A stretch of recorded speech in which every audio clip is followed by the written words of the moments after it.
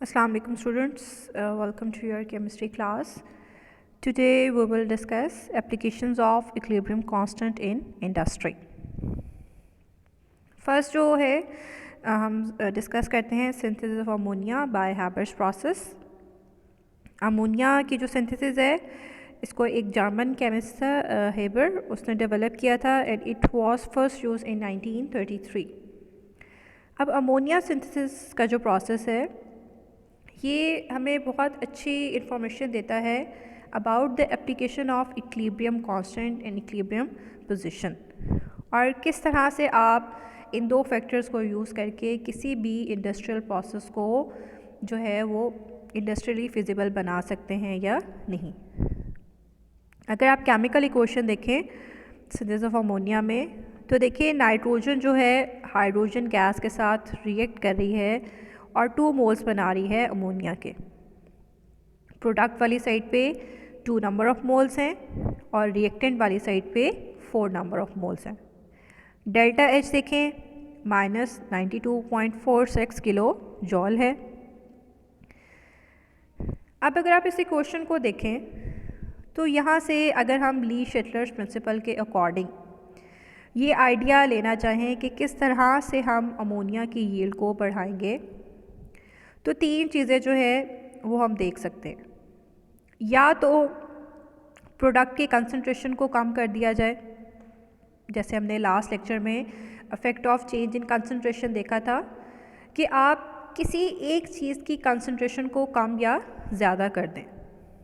अब हम क्या करते हैं कि बनने वाला जो प्रोडक्ट है अमोनिया उसकी कॉन्टीन्यूस विड्रॉल करते रहते हैं आफ्टर इंटरवल्स। तो जैसे जैसे प्रोडक्ट की कंसंट्रेशन कम होती जाएगी रिएक्टेंट्स ज़्यादा रिएक्ट करेंगे और ज़्यादा अमोनिया बनेगी। दूसरा जो फैक्टर है वो देखें कि प्रोडक्ट वाली साइड पे नंबर ऑफ मोल्स कम हैं, that means there is a decrease of volume. कि आपके पास 4 मोल्स हैं रिएक्टेंट्स के, that combine to give 2 moles of product. तो अगर रिएक्शन को आपने फॉरवर्ड डायरेक्शन में मूव करवाना है you have to decrease the volume. तो high pressure will shift the equilibrium position to the right to give more and more ammonia. Temperature का अगर इफेक्ट देखना चाहे तो रिएक्शन एक्सोथर्मिक है। It means by decreasing the temperature the reaction will move to the forward direction. तो हमने 3 factors देख लिए कि या तो अमोनिया की कॉन्टीन्यूस रिमूवल की जाए, दूसरा फैक्टर है कि प्रेशर को इंक्रीज़ कर दिया जाए, और तीसरा फैक्टर क्या है कि टेम्परेचर को डिक्रीज़ कर दिया जाए। बाय फॉलोइंग दीज 3 फैक्टर्स हम अमोनिया की यील्ड को इंडस्ट्री में मैक्सिमाइज कर सकते हैं। बट प्रॉब्लम ये है कि अमोनिया की यील्ड को बढ़ाया तो जा सकता है एट लो टेम्परेचर, लेकिन उसके जो रेट ऑफ फॉर्मेशन है it does not remain favourable, क्योंकि इंडस्ट्री में कम टाइम में ज़्यादा से ज़्यादा प्रोडक्ट चाहिए होता है। अगर टेम्परेचर कम कर देंगे तो रेट ऑफ रिएक्शन भी क्या हो जाएगा, कम हो जाएगा, and it will render uneconomical for the industry. So one needs a compromise to optimize the yield and rate.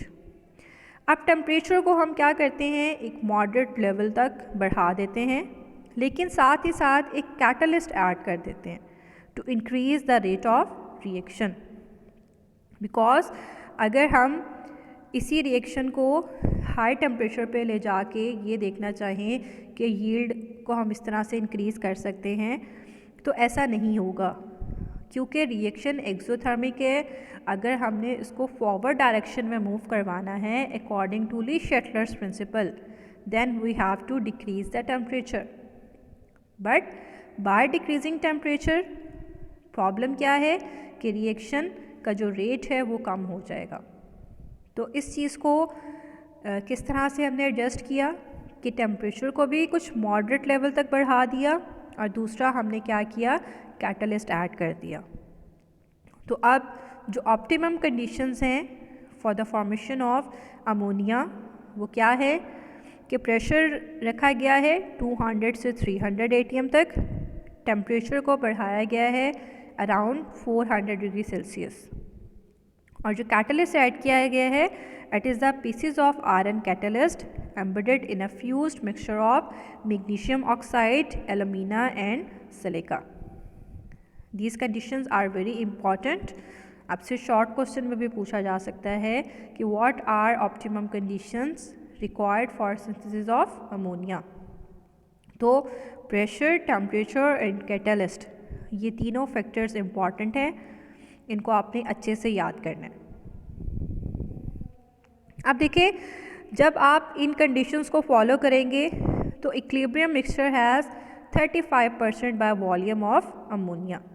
अब इस मिक्सचर को हम क्या करते हैं, एक गैस से प्रोड्यूस होती है, हम इसको कूल करते हैं बाय रेफ्रिजरेशन कॉइल्स अंटिल जितनी की जितनी अमोनिया है वो सारी क्या हो जाए, कंडेंस हो जाए। देन जो आपके पास जो अनरिएक्टेड गैसेस हैं लाइक नाइट्रोजन एंड हाइड्रोजन, इनके बॉइलिंग पॉइंट्स लो होते हैं, ज़्यादातर गैस स्टेट में ही रहते हैं, तो इसका फ़ायदा ये होता है कि हम इनकी रिसाइकलिंग कर सकते हैं buy back pumps into the reaction chamber. अब हेबर्स प्रोसेस की इम्पॉर्टेंस क्या है कि जो नाइट्रोजन फिक्सेशन है, तकरीबन जो 13% नाइट्रोजन फिक्सेशन है ऑन अर्थ, इसको कौन कर रहा है, it is accomplished industrially through Haber's process. इसके अलावा ये जो प्रोसेस है it synthesise approximately 110 million tons of ammonia in the world. तो अमोनिया जो है it's very important for the production of fertilisers and some जो है इसको कुछ जो क्वांटिटी है इसको यूज़ करते हैं in the manufacture of explosive और the production of nylon and other polymers. Next जो रिएक्शन है उसको देखते हैं, सल्फ़र ट्राइऑक्साइड की प्रिपरेशन देख लेते हैं in industry. Contact process for the manufacture of sulphuric acid, उसमें जो कन्वर्जन है SO2 की to sulphur trioxide is achieved in a reversible reaction. कि हम क्या करते हैं, सल्फ़र डाइऑक्साइड को ऑक्सीजन के साथ रिएक्ट करवाते हैं, सल्फ़र ट्राइऑक्साइड बनाते हैं एंड देन सल्फ़र ट्राइऑक्साइड की फर्दर ट्रीटमेंट करके हम इसको कन्वर्ट करते हैं सल्फ्यूरिक एसिड में। तो मेन जो हमारा स्टेप है वो इम्पॉर्टेंट है, conversion of sulphur dioxide to sulphur trioxide. आप देखें कंडीशंस कुछ सेम ही है जैसी अभी हमने हैबर्स प्रोसेस में देखी for the synthesis of ammonia.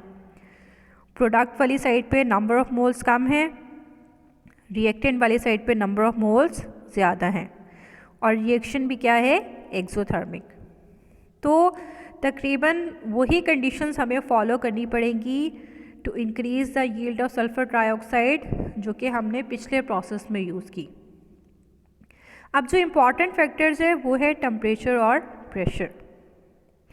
अब क्या है कि लो टेम्परेचर पे सेम वही प्रॉब्लम कि equilibrium constant for the formation of SO3 is large but equilibrium is reached very slowly.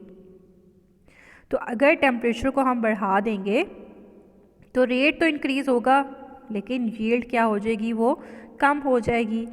Reaction exothermic है और ली शेटलर प्रिंसिपल के अकॉर्डिंग हमने ये देखा था कि decrease in temperature will favour the exothermic reaction to move in the forward direction.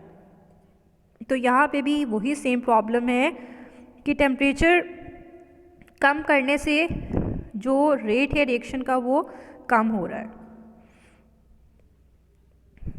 दूसरी जो चीज़ है कि प्रोडक्ट वाली साइड पे नंबर ऑफ़ मोल्स कम थे, तो इसका मतलब है कि अगर प्रेशर हम इंक्रीज़ करें तो सल्फ़र ट्राइऑक्साइड की यील्ड भी इंक्रीज़ हो जाएगी।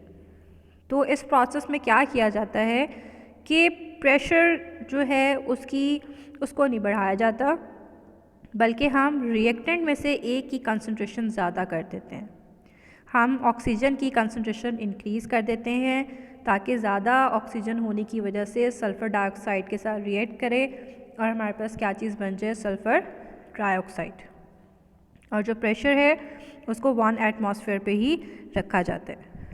सो ऑप्टिमम कंडीशंस क्या है? To have the best possible yield, एक मिक्सचर सल्फ़र डाइऑक्साइड का और ऑक्सीजन का, उसको हम रिएक्ट करवाते हैं at 1 atmospheric pressure over a solid catalyst at 650 degree Celsius. अब जब जो रिएक्शन हो जाता है, इक्विलिब्रियम मिक्सचर जो है उसको रिसाइकल किया जाता है at low temperature to increase the yield of sulphur trioxide. Reaction 650 degree Celsius पे करवाया जाता है। जो इक्विलिब्रियम मिक्सचर हमें मिलता है उसकी फिर रिसाइकलिंग करते हैं लो टेम्परेचर पे, ताकि ज़्यादा से ज़्यादा सल्फ़र ट्राइऑक्साइड की जो यील्ड है वो हम बढ़ा सकें। जो कैटलिस्ट यूज़ किया जाता है वो आपके पास वनेडियम पेंटाऑक्साइड है विद फाइनली डिवाइडेड प्लैटिनम। अब इस रिएक्शन में बनने वाला जो सल्फ़र ट्राइऑक्साइड है उसको डिज़ोल्व किया जाता है सल्फ्यूरिक एसिड में टू गेट ओलियम। ओलियम क्या है? इट्स H2S2O7, जिसको हम फर्दर डाइल्यूट करते हैं टू गेट सल्फ्यूरिक एसिड। अब सल्फ्यूरिक एसिड इम्पॉर्टेंट क्यों है? Because it is the king of chemicals. आप किसी भी कंट्री की इंडस्ट्रियल प्रोग्रेस जो है उसको मेजर कर सकते हैं bye amount of sulphuric acid manufactured each year.